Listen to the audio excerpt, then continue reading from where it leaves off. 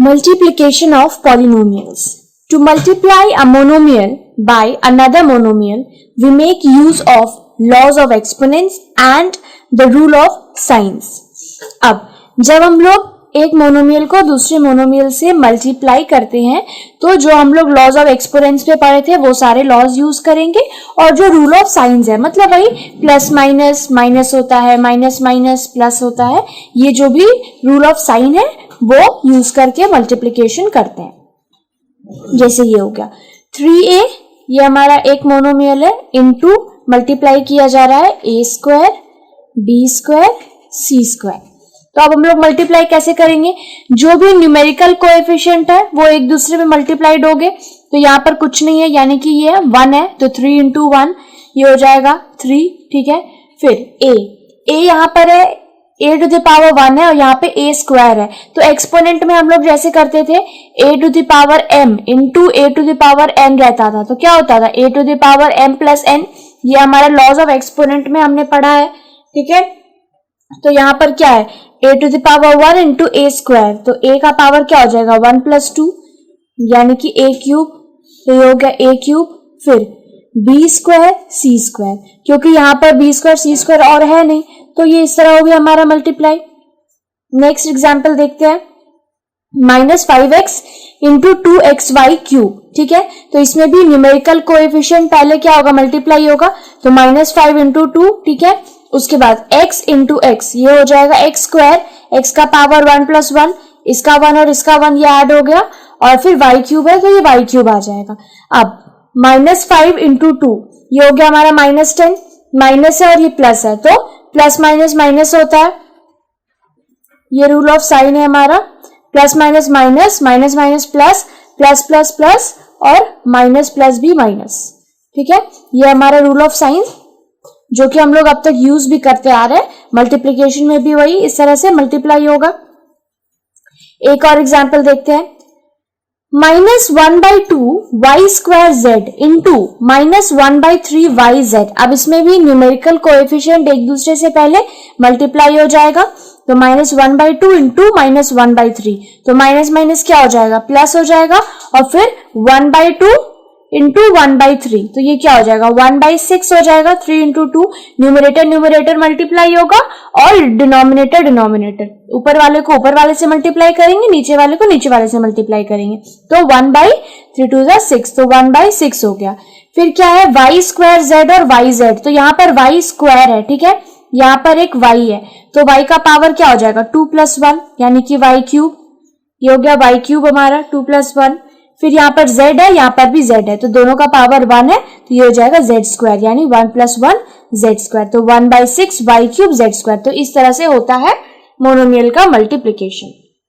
Now to multiply a polynomial by a monomial we multiply each term of the polynomial by the monomial, ठीक है। अब ये तो monomial था यानी कि दोनों में ही एक टर्म था तो डायरेक्टली हम लोगों ने मल्टीप्लाई कर लिया।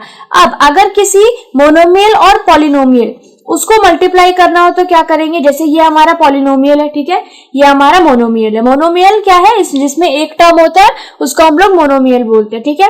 ये हमारा पॉलिनोमियल है, अब इसको मल्टीप्लाई करना है तो इसको कैसे करेंगे, ये जो हमारा टर्म है इस टर्म को एक एक करके सबसे मल्टीप्लाई करेंगे। पहले इसको इससे करेंगे, ठीक है, ये हो गया x square y into minus y square, ठीक है, x square y into minus y square, इसको मल्टीप्लाई कर देंगे, प्लस माइनस माइनस हो जाएगा, एक्स स्क्वायर और y स्क्वायर है तो ये हो गया y क्यूब, तो minus x square y cube. फिर एक्स स्क्वायर को नेक्स्ट वाले टर्म से मल्टीप्लाई करेंगे, साइन ले लेंगे प्लस, फिर x square y into 2xy, देखिए x square y into 2xy, फिर इसको मल्टीप्लाई करके लिखेंगे। फिर एक्स स्क्वायर वाई, ये जो लास्ट टर्म बचा है उससे मल्टीप्लाई करेंगे, प्लस करके एक्स स्क्वायर वाई इंटू 1। उसके बाद जैसे यहाँ पर हमने मोनोमियल को मल्टीप्लाई किया था वही चीज यहाँ पर भी कर देंगे। देखिए एक्स स्क्वायर और एक्स क्यूब, वाई और वाई स्क्वायर, 2 यहाँ पर कुछ नहीं 1 है तो 2 इंटू 1 2, फिर एक्स स्क्वायर वाई इंटू 1 करेंगे तो एक्स स्क्वायर वाई आ जाएगा। ये हो गया हमारा मल्टीप्लिकेशन। जब किसी पॉलिनोमियल को मोनोमियल से मल्टीप्लाई करना हो तो कैसे करना है, एक एक टर्म से उसको अलग अलग जाके मल्टीप्लाई करेंगे। To multiply a polynomial by another polynomial, we multiply each term of one polynomial by each term of the other polynomial and simplify the result by combining the terms. It is advisable to arrange both the polynomials in increasing or decreasing powers of the variable. अब अगर दोनों ही polynomial है और उसको multiply करना है तो कैसे करेंगे? एक एक टर्म पहले उठाएंगे. मान लीजिए यहाँ पर ये है 2n प्लस 3 और n square minus 3n plus 4 है. ठीक है, तो अब पहला टर्म लेंगे और इसको सबसे मल्टीप्लाई करेंगे. 2n को पहले इससे करेंगे, फिर इससे करेंगे, फिर इससे करेंगे. हो गया. नेक्स्ट क्या होगा? ये जो हमारा नेक्स्ट टर्म है, फिर इसको इससे करेंगे, फिर 3 को माइनस 3n से, फिर 3 को 4 से. देखिए 2n को पहले सबसे करना है तो 2n पहले n स्क्वायर, तो 2n इंटू एन स्क्वायर, फिर 2n into minus 3n, 2n into minus 3n, फिर 2n इंटू 4, 2n इंटू 4. ठीक है, ये हो गया. ये खत्म करने के बाद नेक्स्ट टर्म जो है उसको भी हर एक टर्म से एक एक करके मल्टीप्लाई करना है. तो ये हो गया 3 into n square, 3 into n square, 3 into minus 3n, 3 into minus 3n, फिर 3 इंटू 4, लास्ट में 3 इंटू 4. अब इसको हम लोग सिंप्लीफाई कर लेंगे. 2n इंटू एन स्क्वायर हो जाएगा हम लोग का 2n क्यूब, n का पावर ऐड हो जाएगा 2n क्यूब, फिर 2n इंटू माइनस 3n, तो प्लस माइनस माइनस 3 2 6 और फिर n का क्या हो जाएगा? स्क्वायर, क्योंकि 2 है. फिर 2n इंटू 4, तो 4 2 8 और ये n 8n. 3 into n square 3n square, 3 into minus 3n, तो प्लस माइनस माइनस 3 3 9 और ये n, फिर प्लस 3 इंटू 4 12 प्लस 12. अब इसको हम लोग जैसे सॉल्व कर सकते हैं कर लेंगे. क्या सॉल्व कर सकते हैं? जो लाइक टर्म्स है उसको हम लोग ऐड या सब्सट्रैक्ट कर सकते हैं. तो यहाँ पर देखिए minus 6n square 3n square और ये 8n और 9n, ये दोनों क्या है? एक दूसरे का लाइक टर्म है. तो minus 6n square plus 3n square, तो क्या हो जाएगा? प्लस माइनस माइनस होता है तो माइनस करेंगे. 6 माइनस 3 3 होता है n स्क्वायर. बड़ा कौन है? 6 और उसके आगे नेगेटिव का साइन है, तो इसीलिए यहाँ पर क्या हो गया? नेगेटिव का साइन. जब यहाँ पर हम लोग इसको सॉल्व करेंगे 6n square plus 3n square, तो क्या करेंगे? प्लस माइनस माइनस होता है यानी कि माइनस करना है. तो 6 माइनस 3 कितना हो गया? 3n स्क्वायर हो गया.